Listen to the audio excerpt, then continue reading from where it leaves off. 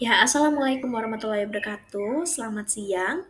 Sebelumnya perkenalkan nama saya Alia Dita Salsabila Putri dengan NIM 2403010202357. Pada kesempatan kali ini saya akan merepresentasikan kembali terkait service processing.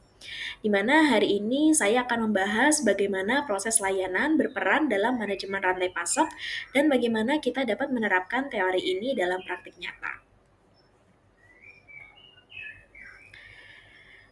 Pada slide ini kita akan membahas alasan mengapa kita memilih materi service processing. Pertama, yaitu relevansi yang praktis. Layanan merupakan bagian integral dari banyak industri, termasuk kesehatan, transportasi, dan retail. Memahami proses layanan membantu kita untuk mengaplikasikan teori dalam konteks yang nyata. Kedua, kompleksitas yang rendah. Materi ini tidak memerlukan pemahaman matematis yang mendalam sehingga lebih mudah untuk dipahami. Fokus pada konsep dan alur proses membuatnya lebih mudah untuk kita pelajari bersama. Yang ketiga, visualisasi yang mudah. Konsep seperti service blueprinting dapat divisualisasikan dengan diagram yang jelas dan membantu kita untuk memahami interaksi antara pelanggan dan penyedia layanan.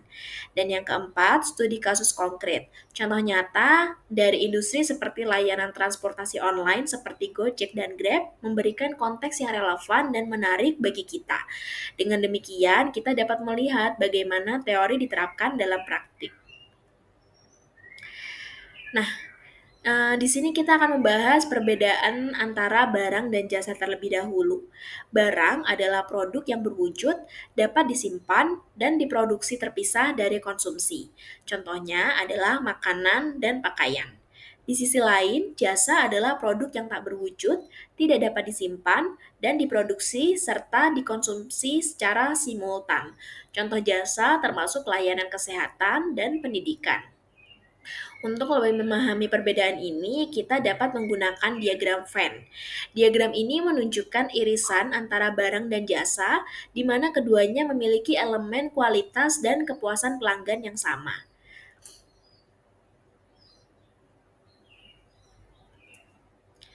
Selanjutnya, pada slide ini kita akan membahas 3 jenis desain proses layanan. Yang pertama yaitu sistem swalayan. Dalam sistem ini, pelanggan melakukan sebagian besar proses sendiri. Contoh yang umum kita dapat lihat yaitu ATM dan e-commerce, di mana pelanggan dapat melakukan transaksi tanpa bantuan langsung dari staf. Kedua, sistem layanan personal. Ini melibatkan interaksi langsung antara pelanggan dan penyedia layanan. Contohnya adalah dokter dengan pasien atau layanan pelanggan di toko, di mana interaksi langsung sangat penting untuk memberikan pengalaman yang memuaskan. Ketiga, sistem layanan hybrid. Ini adalah kombinasi antara swalayan dan layanan personal. Contoh yang baik adalah restoran cepat saji yang memiliki layanan pemesanan online, di mana pelanggan dapat memilih untuk memesan secara mandiri atau mendapatkan bantuan dari staf. Untuk lebih jelasnya, kita juga akan melihat diagram alur. Diagram ini menunjukkan alur dari input, yaitu kebutuhan pelanggan, ke proses yang melibatkan interaksi dan back-end, hingga output yang berupa kepuasan pelanggan. Yang pertama yaitu input. Ini adalah titik awal dari proses layanan. Dalam konteks layanan, input biasanya adalah kebutuhan atau permintaan pelanggan. Misalnya, seorang pelanggan yang ingin memesan makanan melalui aplikasi.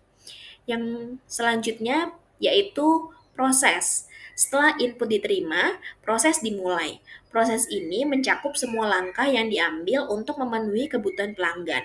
Dalam layanan GrabCar contohnya. Dalam layanan GrabCar, contohnya proses ini meliputi pemesanan melalui aplikasi, alokasi driver yang sesuai, perjalanan dari titik penjemputan ke tujuan, lalu pembayaran setelah perjalanan selesai. Selanjutnya yaitu interaksi. Ini adalah titik di mana pelanggan berinteraksi dengan penyedia layanan. Interaksi ini bisa terjadi di berbagai tahap, seperti saat memesan, selama perjalanan, dan saat memberikan umpan balik setelah layanan.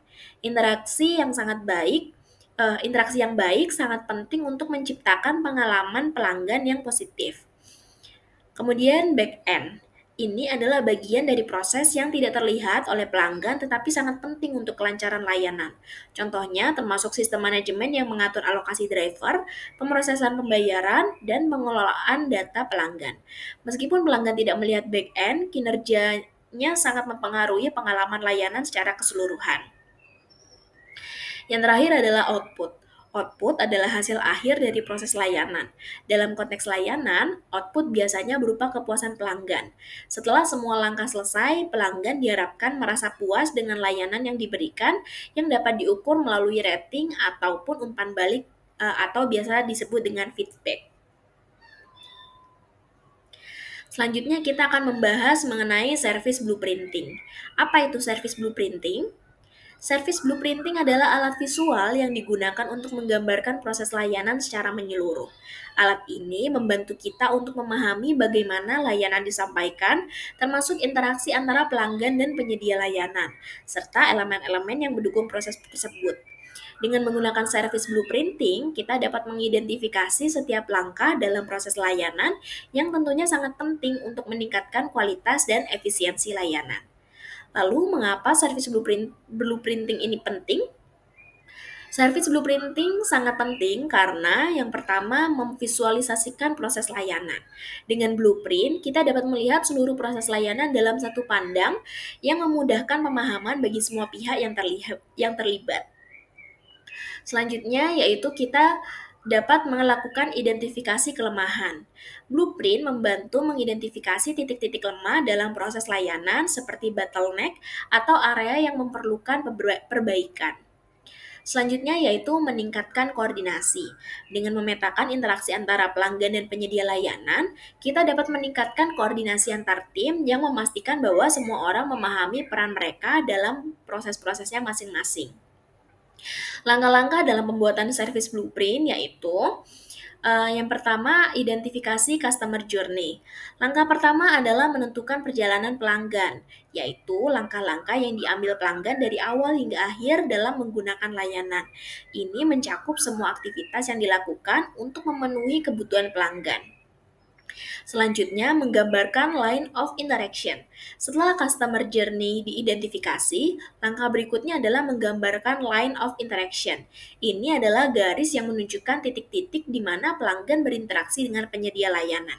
Garis ini membantu kita memahami bagaimana interaksi tersebut mempengaruhi pengalaman pelanggan. Kemudian, tentukan line of visibility. Ini adalah garis yang memisahkan aktivitas yang terlihat oleh pelanggan dan yang tidak terlihat. Bagian di atas garis adalah aktivitas yang dapat dilihat oleh pelanggan, sedangkan bagian di bawah garis adalah aktivitas yang dilakukan di belakang layar. Kemudian mapping proses internal. Setelah menentukan garis interaksi dan visibility, kita perlu memetakan proses internal yang terjadi di belakang layar. Ini mencakup semua aktivitas yang mendukung penyampaian layanan seperti manajemen inventaris, pelatihan staf, dan sistem teknologi informasi. Kemudian tambah evidence fisik.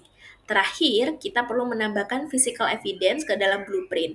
Ini adalah semua bukti fisik yang dapat dilihat oleh pelanggan seperti menu, tanda, atau suasana restoran. Physical evidence membantu menciptakan pengalaman yang lebih baik bagi pelanggan dan dapat mempengaruhi persepsi mereka terhadap layanan.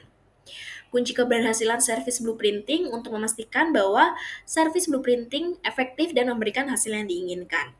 Ada beberapa kunci keberhasilan yang perlu diperhatikan. Yang pertama yaitu detail customer journey. Memahami dan mendetailkan perjalanan pelanggan adalah langkah pertama yang krusial. Ini mencakup semua titik kontak yang dilalui oleh pelanggan, mulai dari kesadaran hingga pasca pembelian. Dengan mendetailkan setiap langkah dalam customer journey, kita dapat mengidentifikasi kebutuhan dan harapan pelanggan secara lebih baik.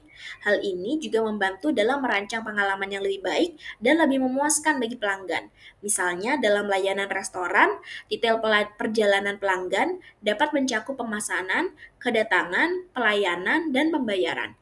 Selanjutnya, identifikasi fail points. Mengidentifikasi titik-titik kegagalan atau fail points dalam proses layanan sangat penting untuk meningkatkan kualitas layanan. Fail points adalah area di mana pelanggan mungkin mengalami masalah atau ketidakpuasan.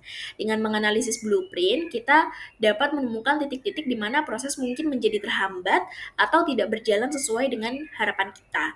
Misalnya, jika pelanggan sering mengeluhkan waktu tunggu yang lama, ini bisa menjadi fail points yang perlu diperbaiki. Dengan mengatasi fail points, kita dapat meningkatkan kepuasan pelanggan dan mengurangi tingkat keluhan. Yang terakhir yaitu integrasi back front stage. Kunci keberhasilan lainnya adalah mengintegrasikan proses yang terjadi di belakang layar atau backstage dengan interaksi yang terjadi di depan layar atau front stage. Proses internal yang efisiensi dan terkoordinasi sangat penting untuk mendukung pengalaman pelanggan yang positif. Misalnya, jika sistem pemesanan tidak terhubung dengan manajemen inventaris, pelanggan mungkin mengalami masalah saat memesan produk yang sudah habis. Dengan memastikan bahwa semua elemen, baik yang terlihat maupun yang tidak terlihat bekerja sama dengan baik, kita dapat menciptakan pengalaman layanan yang lebih mulus dan memuaskan. Demikian presentasi saya pada hari ini. Semoga dapat bermanfaat bagi kita semua. Wassalamualaikum warahmatullahi wabarakatuh. Selamat siang.